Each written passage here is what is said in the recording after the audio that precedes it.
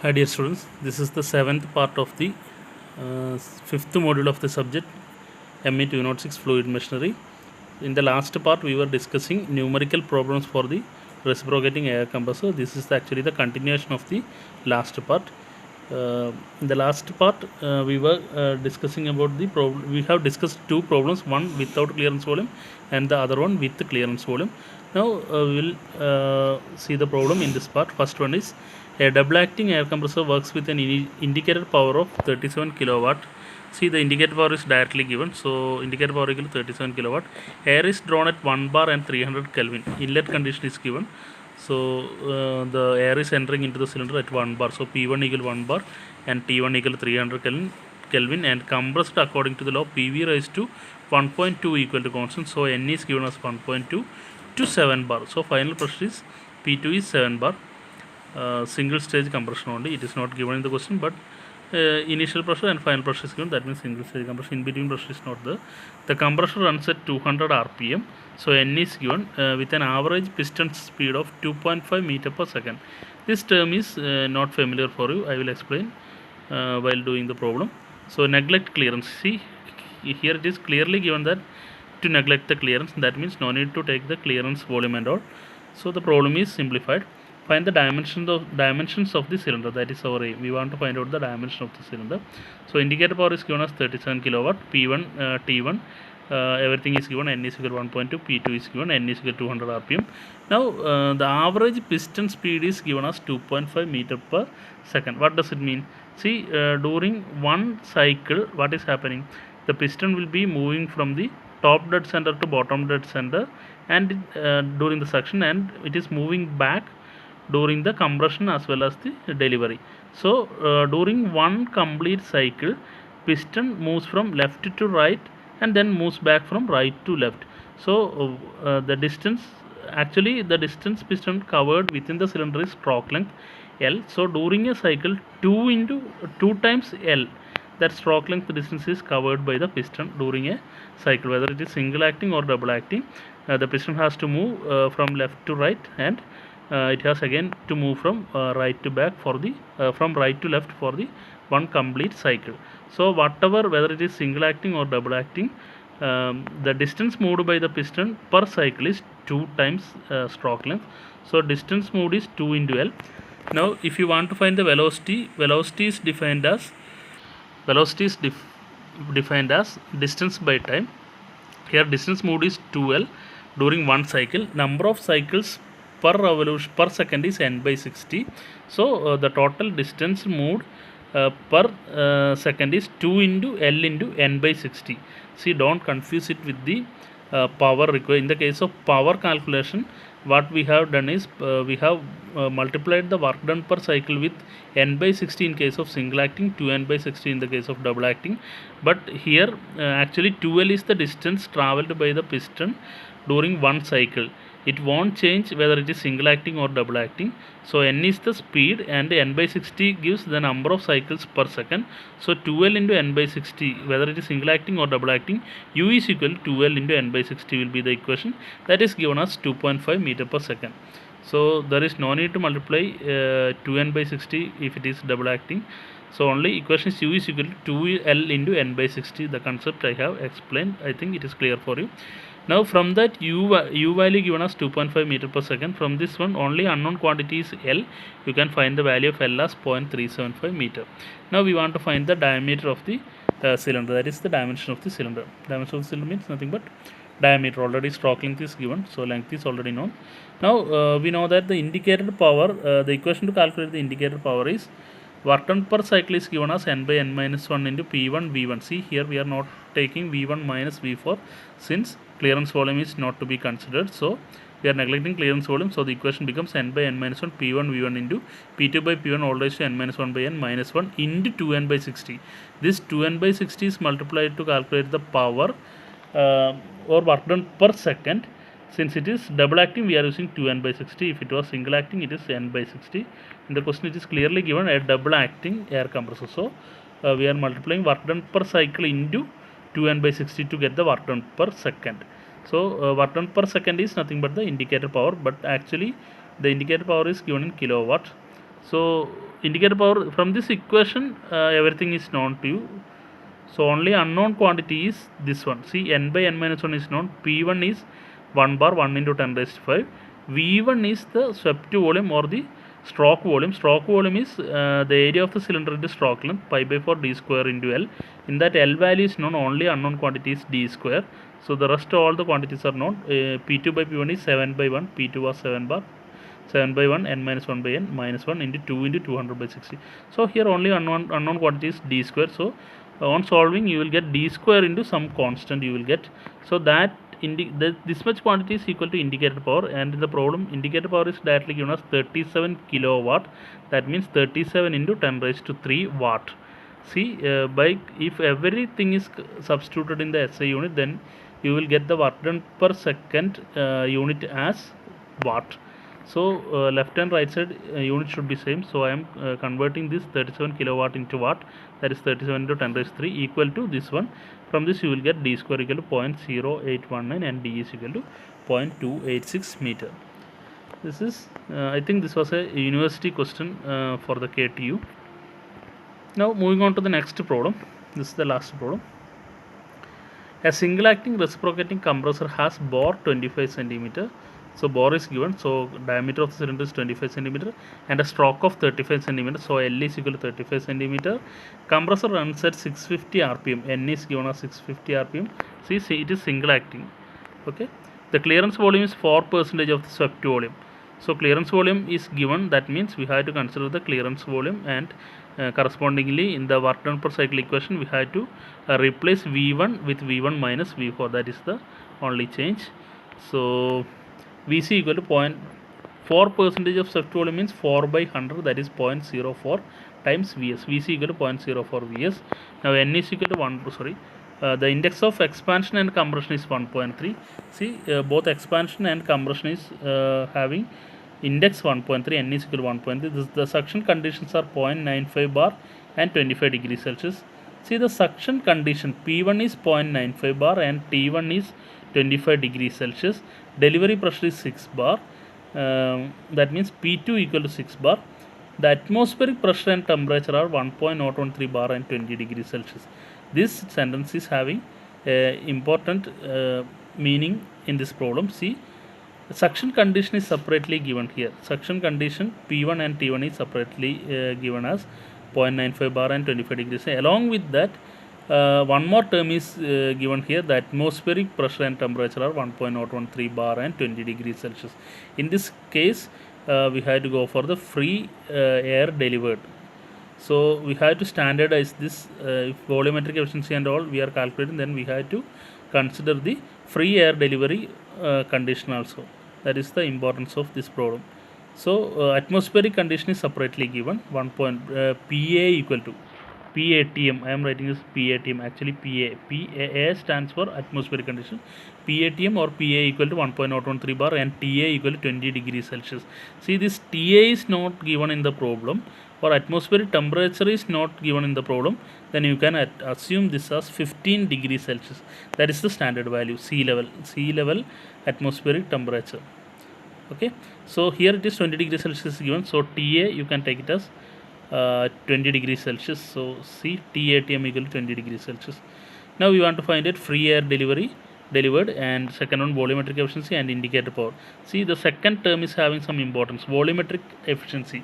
I think you will be remembering while taking the theory part, I have explained two expressions for the volumetric efficiency, one with considering the free air delivery and one without considering the free air delivery. So here two temperature and suction condition and atmospheric conditions are separately mentioned in the problem. That's why while finding the volumetric efficiency, it is must to use the volumetric efficiency equation with clearance with free air delivery or free air delivery condition. So last one you want to find is indicator power input. Okay, now from the given quantities we can calculate the swept volume equal to pi by 4 d square into L. Everything is known, so you can calculate this directly. So the value you got is 0.0171 meter cube, and the K value is equal to actually Vc by Vs. K is equal to Vc by clearance ratio K is equal to Vc by Vs. That is given as 0.04. Vc is 0.04 times Vs. From that you will get the clearance ratio K is equal to Vc by Vs equal to 0.04, or V is equal to 0.04 into Vs. Vs value already you have calculated and got it as 0.0171. So substituting for this one, you will get as Vc equal to 6.87 into 10 raised to minus 4. Now you can calculate the total volume as I have explained in the last previous presentation. V1 equal to Vc plus Vs. So Vc value you already got, Vs value also you know. So adding these two, you get total volume equal to 0.0178 meter cube. Now volumetric efficiency by considering the free air delivery condition is given as volumetric efficiency equal to P1 by PA into TA by T1 into 1 plus K minus K into P2 by P1 all raised to 1 by N. That was the equation. See, if free air delivery condition is not to be considered, then volumetric efficiency equation reduces to 1 plus K minus K into P2 by P1 all raised to 1 by N. This much term only we had to consider. But in the problem specifically, if inlet condition and atmospheric conditions are separately given, then while finding the volumetric efficiency, you had to multiply this term with P1 by PA into TA by T1, where 1 stands for the P1 and T1 are the pressure and temperature at the inlet of the air into the cylinder, and PA and TA are the corresponding pressure and corresponding atmospheric pressure and temperature. So here P1 is given as 0.95 bar, PA is given as 1.013. So both into 10 raised to 5 if you want you can substitute, but both will cancel. Since it is pressure ratio, you can divide in any value, any unit, no problem. Next one is TA by T1. Here you can't divide with in degree. It is compulsory to take the ratio in terms of Kelvin. So TA equal to 293 Kelvin, 20 degrees Celsius, and T1 it was 25 degrees Celsius. So corresponding Kelvin is 293 by 298 into 1 plus 0.04. K value is 0.04 minus 0.04 into outlet pressure. Exit pressure was 6 bar and inlet pressure P1 was 0.95. So 6 by 0.95 into 1 by 1.3, and while calculating you will get it as 80.67%. So this much was the volumetric efficiency. Now from the volumetric another equation to the volume, from the basic definition of volumetric efficiency, we know that volumetric efficiency equal to V1 minus V4 divided by Vs, that is actual swept volume divided by this theoretical swept volume. So actual swept volume is V1 minus V4, and theoretically the swept volume is V1 minus V3 or Vs. Vs value directly we are getting. So V1 minus V4 by Vs. So from this you will get, you got it as volumetric efficiency you got as 80.67%, that means 0.80. So 0.80 equal to V1 minus V4 by Vs. Vs value you know. So from this equation you will get V1 minus V4. V1 minus V4 equal to 0.8 into Vs value, this much 0.0171 was the Vs value. So multiplying you will get V1 minus V4 equal to 0.0136 meter cube per cycle. This much volume per cycle. Now this is the actual volume of air entering into the cylinder, or effective swept volume. We will call it as effective swept volume. Now free air delivery FAD equation is given as P1 by PA into TA by T1 into V1 minus V4. That was the equation to calculate the free air delivered FAD. So P1 is 0.91, PA is 1.013, TA is 293 and T1 was 298 into V1 minus V4 you got as 0.0136. So on substituting you will get 0.0125 meter cube per cycle.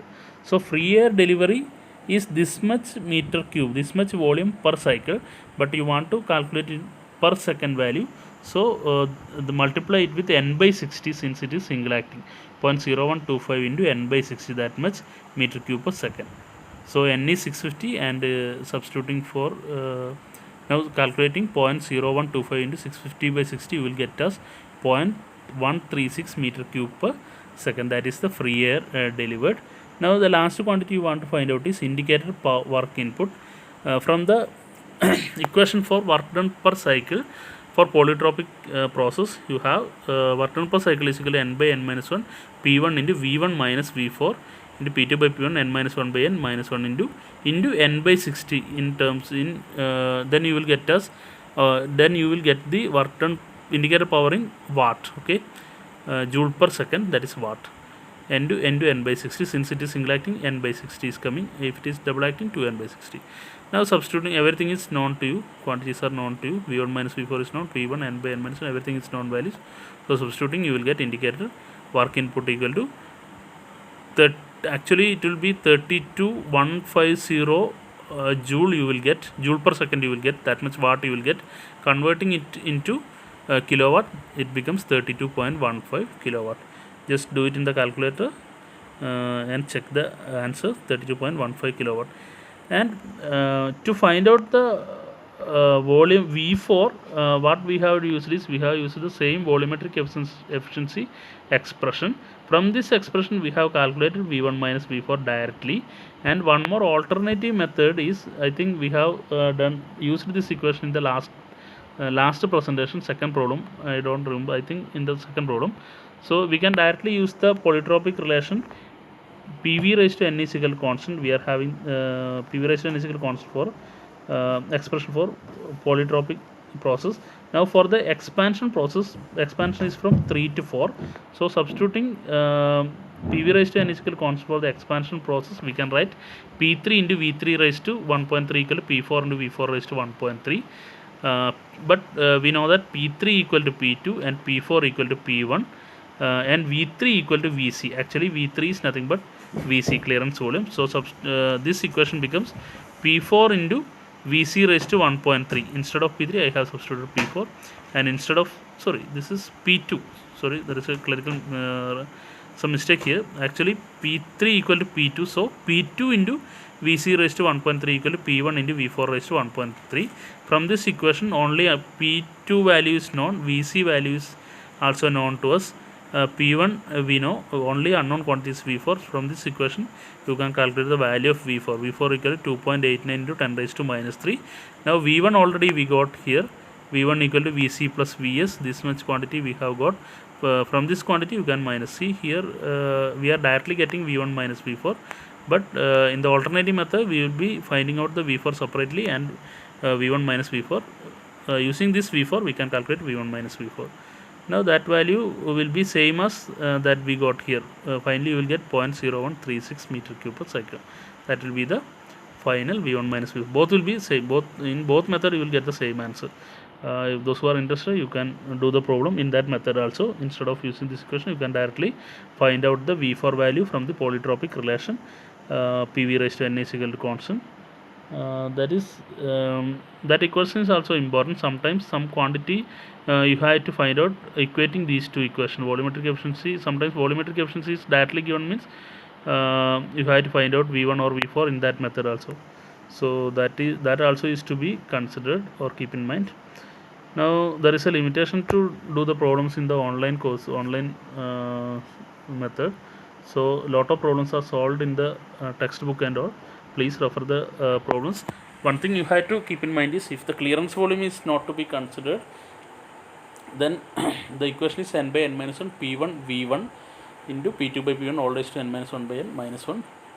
So if the clearance volume is considered, in that case what happens is, instead of that one V1 minus V4, that is effective swept volume is coming, that V1 minus V4 value you can either calculate from the volumetric efficiency equation or from the polytropic index relation PV raised to n is equal to constant. So that is the only difference. And one more thing you have to remember is, while calculating the power, if it is single acting, you first calculate work done per cycle, then multiply it with n by 60. If it is double acting, you multiply with 2n by 60. But in the case of piston linear velocity, if it is given in the problem, then there is no need to multiply. If it is single acting, double acting, in both cases the u value will be equal to 2l into n by 60. That is the general equation. There is no need to multiply 2n by 60 or in the case of double acting. If it is single acting, double acting, u equal to 2l into n by 6. That was the general equation. And in the problem and all, if the suction condition as well as the atmospheric condition are separately given, then you have to use the volumetric efficiency equation corresponding to the free air delivery condition, and also